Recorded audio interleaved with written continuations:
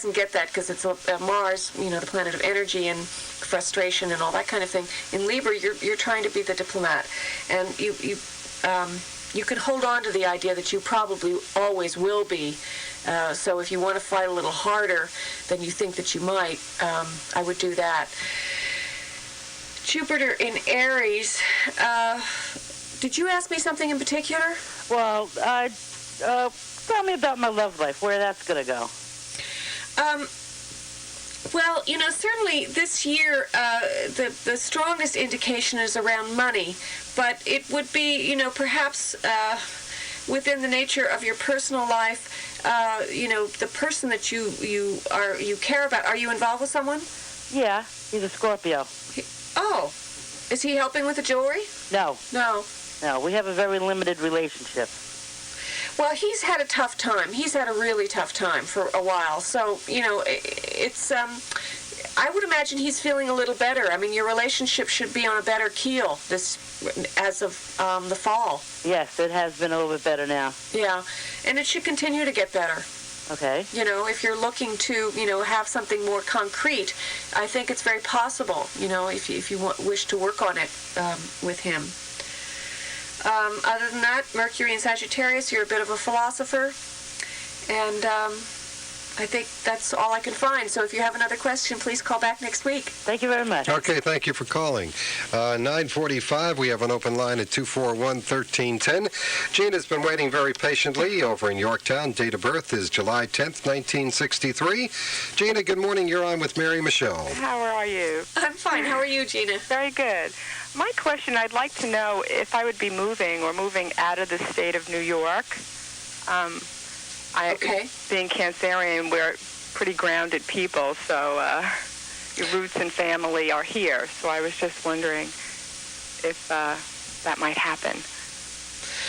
Okay, you have the sun in Cancer, the moon in Pisces, which is very nice, a very harmonious angle, although, for the last couple of years with the moon in Pisces, this feminine side of yourself has been experiencing some turmoil. So whether it's within yourself and your ability to get in touch with the feminine is what we call the receptive, being able to take things in and be comfortable with them inside us and nurturing us and stuff. And there's been some difficulty with that. Or it could have been manifested in your daughters, if you have daughters. Yes, too. And your mother, or your mother. Mm-hmm. Anyway, the feminine has had chaos attached to it, and that's been a little difficult. Is there a particular reason why you want to move? Oh, no, I was just wondering, the economics of New York, and, I thought maybe we would go south, or, just to change altogether in our lives. I was wondering if, not that anything is pending, we've always just been interested in possibly leaving New York. Well, all these planets in water, all these planets in Cancer, I mean, you have the Sun in Cancer, Mercury in Cancer, Venus in Cancer, Neptune in Scorpio, which is water. Mm-hmm. You definitely like to be by the water. Okay. Water's important to you. Mm-hmm. What happened a few years ago, it really started in 1988, but it came to a head in 91, 92.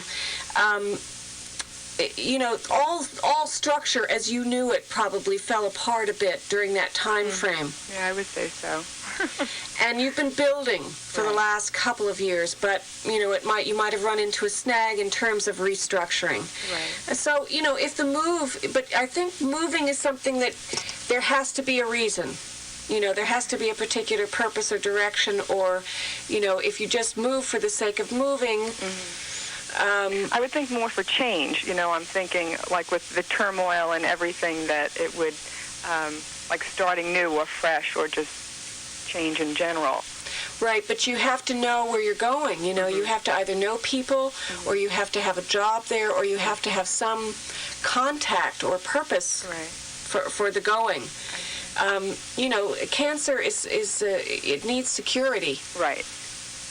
It's the sign of security, and it's also you create security as well. You're good at creating it, but you need to have a reason for it. Right.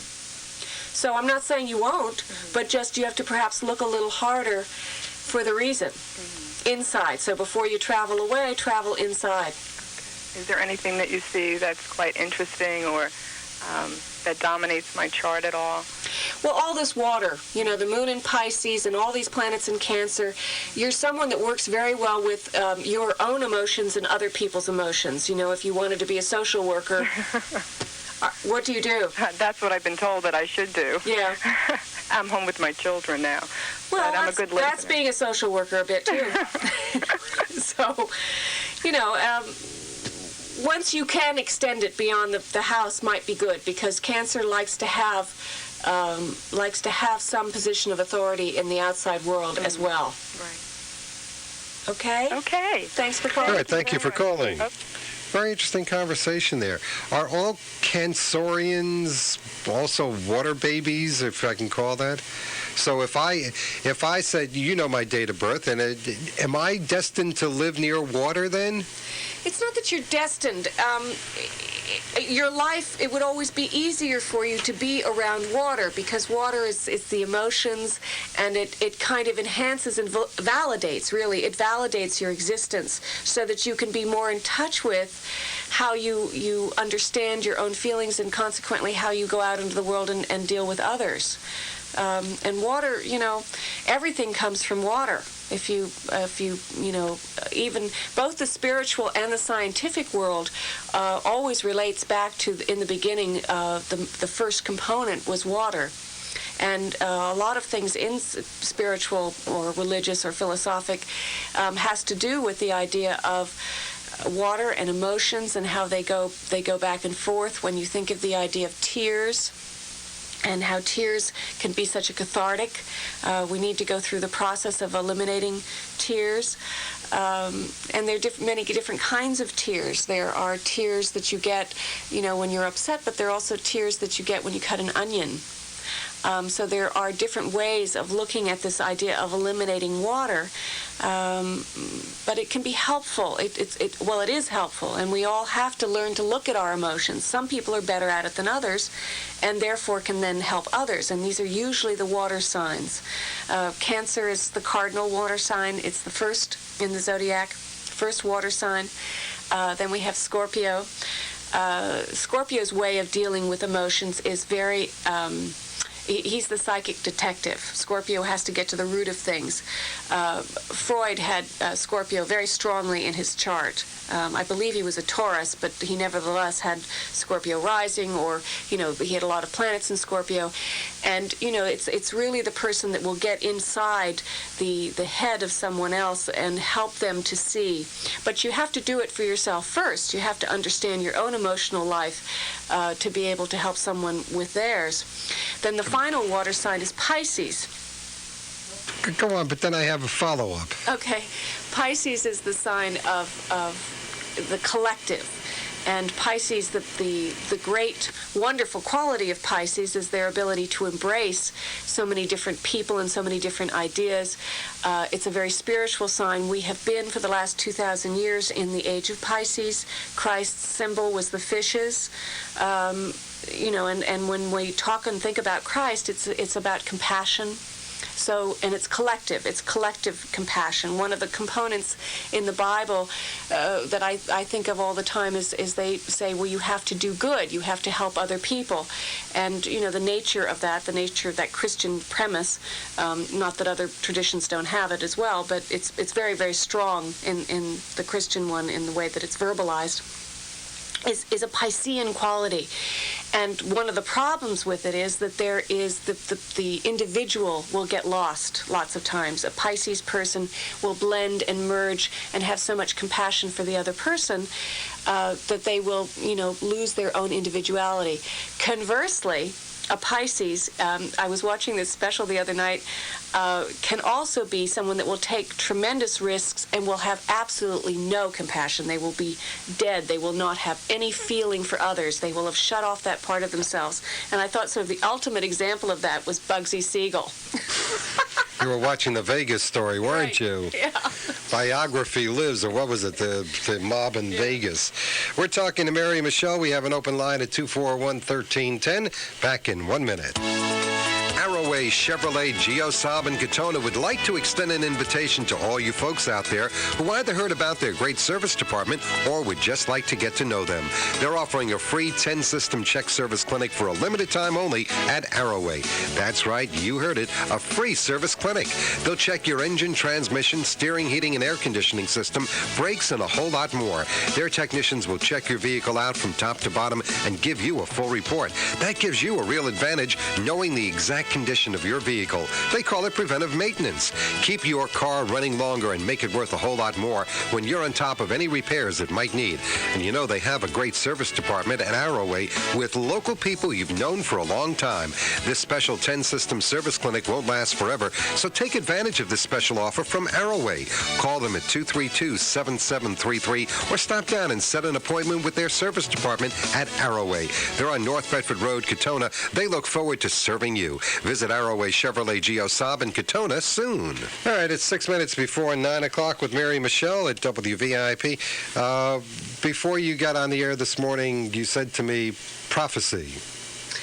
Well, I've been reading, there's this wonderful journal called Parabola, and they have several articles in here about the nature of prophecy and, you know, the different kinds of ways of looking at prophecy.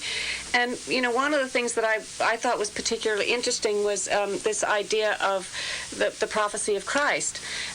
Virgil, who was a philosopher, probably 60 years before Christ, prophesied the coming of Christ with this conjunction, talking about the last thing I just talked about was Pisces, and what he saw was this Jupiter-Saturn conjunction in the sign of Pisces, prophesizing the birth of Christ, the Piscean age, the avatar that was coming to show people the way, to give them some kind of focus. Because I think the spiritual life is something that, you know, has always been there throughout history. But certainly at that time, that era of history, there were a lot of leaders of philosophic religious belief. But most of them were prophesized. And the nature of prophecy is something that I know has always been very ambiguous for most of the great traditions. They feel that they don't want people to become so involved with the idea of prophecy that they don't try to work on their own life. They don't try to, you know, understand that they have free will and that there is a higher power than themselves, but that the higher power isn't necessarily going to, the great traditions feel that the higher power shouldn't be the thing that's telling you what to do. So the nature of prophecy has always been twofold, but the thing is that it is also very, very helpful when you see patterns, and prophecy is about patterns.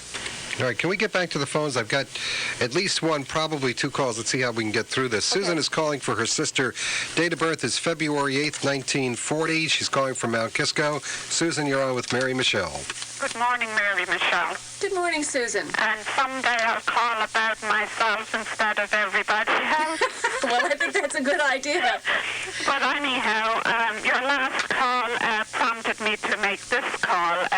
My sister also is considering moving, and I was wondering what would it be a good move for her? February 8th? 1940. Okay.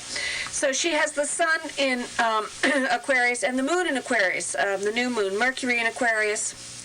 I think this lady wants to make a big change in her life now. She's, you know, the planet Uranus went into her sign in January. Yeah. Did the talk start to get really strong in January about her wanting to move?